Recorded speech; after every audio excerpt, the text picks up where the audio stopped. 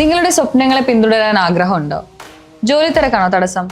വിഷമിക്കേണ്ട, bass study centre നിങ്ങളൊപ്പം ഉണ്ട്.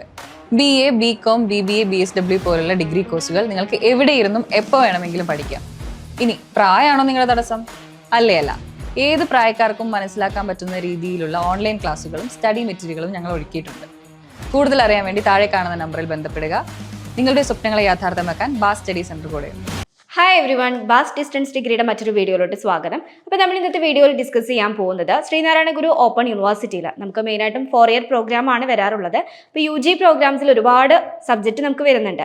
അപ്പോൾ അതിലൊരു സബ്ജക്റ്റാണ് നമുക്ക് മലയാളം എന്നുള്ളത്. അപ്പോൾ മലയാളം സബ്ജക്റ്റ് ചൂസ് ചെയ്യുമ്പോൾ ഒരുപാട് സ്റ്റുഡൻസിന് വരുന്ന സംശയങ്ങളുണ്ട്. അപ്പോൾ അത്തരത്തിലുള്ള നിങ്ങളുടെ സംശയങ്ങൾ ക്ലിയർ ചെയ്ത് തരുന്ന രൂപത്തിലുള്ളൊരു വീഡിയോ ആണ് നമ്മളിന്ന് ചെയ്യുന്നത്. അപ്പോൾ ഡീറ്റെയിൽ വീഡിയോയിലോട്ട് പോവാം.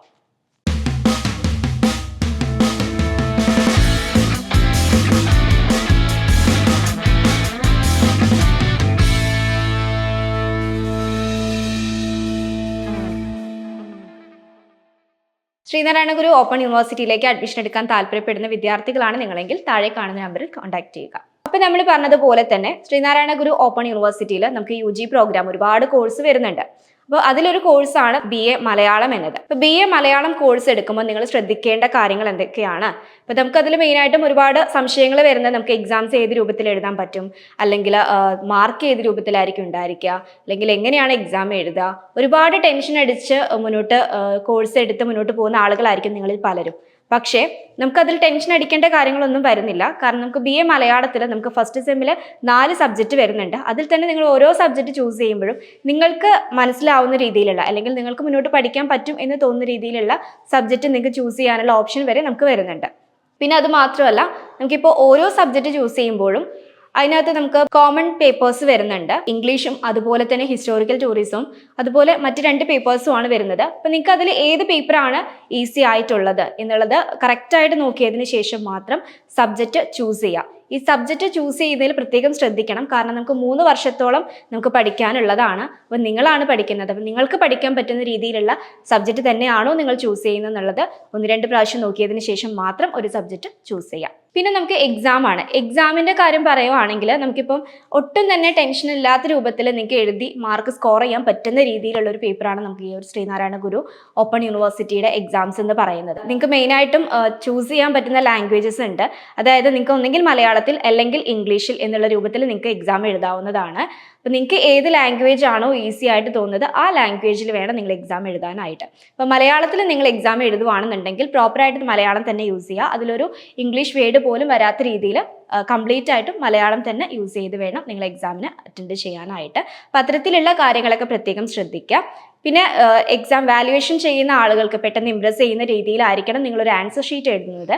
അതായത് ഇപ്പം എക്സാം എഴുതി കംപ്ലീറ്റ് ചെയ്തതിന് ശേഷം നമ്മളിപ്പം 3 hours ആണ് അല്ലെങ്കിൽ 2 hours ആണെന്നുണ്ടെങ്കിൽ അത്രയും ടൈം എത്രയാണ്, അല്ലെങ്കിൽ അതിൽ ഇൻസ്ട്രക്ഷൻസ് കംപ്ലീറ്റ് ആയിട്ട് വായിച്ച് നോക്കിയതിന് ശേഷം മാത്രം എക്സാം എഴുതുക. അതുപോലെ തന്നെ ഇമ്പോർട്ടൻ്റ് ആയിട്ടുള്ള കാര്യങ്ങൾ അണ്ടർലൈൻ ചെയ്യാം എക്സാം എഴുതി കഴിഞ്ഞതിന് ശേഷം. അപ്പോൾ അതൊക്കെ നമുക്ക് കുറച്ചുകൂടെ ഈസി ആയിരിക്കും മാർക്ക് സ്കോർ ചെയ്യാനായിട്ട്. അപ്പോൾ ഇത്തരത്തിലുള്ള കാര്യങ്ങളൊക്കെ ശ്രദ്ധിക്കണം. അതുപോലെ നമുക്കിപ്പം തിയറി പേപ്പറിനാണെങ്കിൽ 70 മാർക്കാണ് വരുന്നത്. അതുപോലെ അസൈൻമെൻറ്റ് പേപ്പറിനാണെങ്കിൽ നമുക്ക് 30 മാർക്കാണ് വരുന്നത്. അതിൽ അസൈൻമെൻറ്റിന് സെപ്പറേറ്റും അതുപോലെ തിയറി പേപ്പറിന് സെപ്പറേറ്റും മാർക്ക് തന്നെ വേണം. 70ലാണ് തിയറി പേപ്പർ എന്ന് വരുന്നത് എന്നുള്ളത് പറഞ്ഞു. 70ലാണെങ്കിൽ 21 മാർക്കാണ് നമുക്ക് മിനിമം പാസ് മാർക്ക് വരുന്നത്. അപ്പം ഈ ഒരു മെയിൻ എക്സാമിനെ പോലെ തന്നെ ഇമ്പോർട്ടൻ്റ് ആയിട്ടുള്ള ഒരു കാര്യമാണ് നമ്മളുടെ അസൈൻമെൻറ്റ് എന്ന് പറയുന്നത്. അപ്പോൾ അത് പ്രോപ്പർ ടൈമിൽ തന്നെ നിങ്ങൾ സബ്മിറ്റ് ചെയ്യാൻ വേണ്ടി ശ്രദ്ധിക്കുക. നമ്മളുടെ ഇവിടെ പഠിക്കുന്ന ഈ ഒരു ഇൻസ്റ്റിറ്റ്യൂട്ടിൽ പഠിക്കുന്ന സ്റ്റുഡൻസ് ആണെങ്കിൽ നിങ്ങൾ ഒരു കാരണവശാലും ടെൻഷൻ ആവേണ്ട കാര്യമില്ല. നിങ്ങൾക്ക് അസൈൻമെൻറ്റ് സപ്പോർട്ടും കാര്യങ്ങളൊക്കെ നിങ്ങൾക്ക് വിടുന്നുണ്ടായിരിക്കും. ജസ്റ്റ് അത് നോക്കി റിട്ടേൺ ചെയ്ത് നിങ്ങൾ സബ്മിറ്റ് ചെയ്താൽ മാത്രം മതി. അതല്ല പുറത്തുനിന്നുള്ള സ്റ്റുഡൻസ് ആണെന്നുണ്ടെങ്കിൽ ഇത്തരത്തിലുള്ള കാര്യങ്ങളൊക്കെ ശ്രദ്ധിക്കുക. പ്രോപ്പറായിട്ട് തന്നെ അസൈൻമെൻറ്റ്സും കാര്യങ്ങളൊക്കെ സബ്മിറ്റ് ചെയ്യാൻ വേണ്ടി ശ്രമിക്കുക.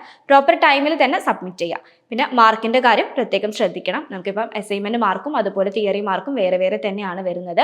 അപ്പം ആ ഒരു മാർക്ക് മിനിമം സ്കോർ ചെയ്യാവുന്ന രീതിയിൽ തന്നെ നിങ്ങൾ അസൈൻമെൻറ്റും കാര്യങ്ങളൊക്കെ റിട്ടേൺ ചെയ്യുക. അതുപോലെ എക്സാമിന് പഠിക്കുവാണെങ്കിലും 70 മാർക്കിലാണ് എക്സാം ഉണ്ടായിരിക്കുക. അപ്പം മിനിമം ഒരു 50 മാർക്ക് അല്ലെങ്കിൽ ഒരു 60 മാർക്കെങ്കിലും നിങ്ങൾ മേടിക്കാൻ പറ്റുന്ന രീതിയിലായിരിക്കണം നിങ്ങൾ ഓരോ ടോപ്പിക്സും കവർ ചെയ്ത് പോകാനായിട്ട്. പിന്നെ ഒരുപാട് പേർക്ക് വരുന്ന ഡൗട്ട്സ് ആണ് നമുക്ക് ഈ ഒരു ശ്രീനാരായണ ഗുരു ഓപ്പൺ യൂണിവേഴ്സിറ്റിയിൽ അഡ്മിഷൻ എടുത്ത് കഴിഞ്ഞാൽ സർട്ടിഫിക്കറ്റ് വാലിഡ് ആണോ എന്നുള്ള കാര്യം. നമുക്ക് ഒരു ടെൻഷനും വേണ്ട. UPSC, PSC, UGC പോലുള്ള എക്സാമുകൾക്ക് വരെ നമുക്ക് ഈ ഒരു സർട്ടിഫിക്കറ്റ് വാലിഡ് ആണ്. നിങ്ങൾക്ക് ധൈര്യമായിട്ട് തന്നെ അഡ്മിഷൻ എടുക്കാവുന്നതാണ്. തീർച്ചയായിട്ടും നല്ല രീതിയിൽ തന്നെ നിങ്ങൾ പ്രോപ്പറായിട്ട് തന്നെ നിങ്ങളുടെ ഭാഗത്തുനിന്ന് ഒരു 100% ഇഫേർട്ട് ഉണ്ടെങ്കിൽ മാത്രം നമുക്ക് നല്ല മാർക്കോട് കൂടി തന്നെ പാസ്സാവാൻ വേണ്ടി സാധിക്കും. അപ്പോൾ ഈ ഒരു സബ്ജക്റ്റുമായി ബന്ധപ്പെട്ട് എന്തെങ്കിലും ഡൗട്ട്സോ കാര്യങ്ങളോ ഉണ്ടെങ്കിൽ നിങ്ങൾക്ക് താഴെ കമൻറ്റ് ചെയ്യാവുന്നതാണ്. ഇതുപോലെ മറ്റൊരു യൂസ്ഫുൾ വീഡിയോയുമായി വീണ്ടും കാണാം. താങ്ക്